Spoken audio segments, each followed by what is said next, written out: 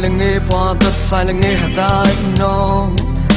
Don't hold that the hot no come along go soft.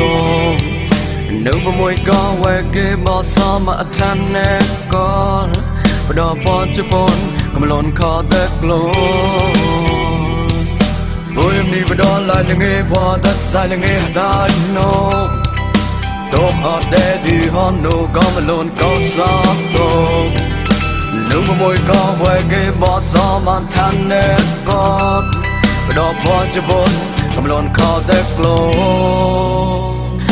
Get long way, lay away no. About what you want, what you're gonna run, if I brought good, while we would mark.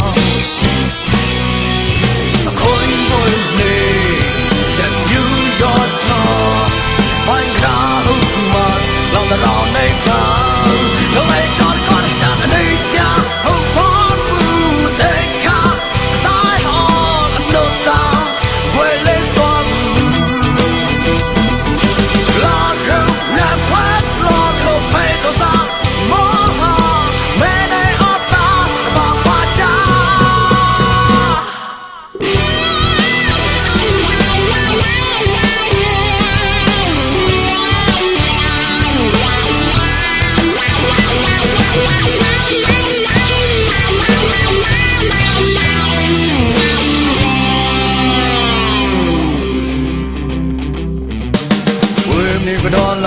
For the silent I know.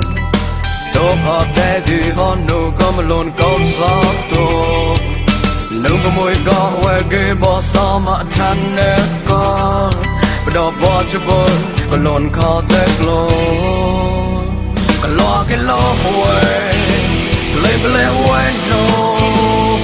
About what you want, what you're gonna cry if I broke while we would walk.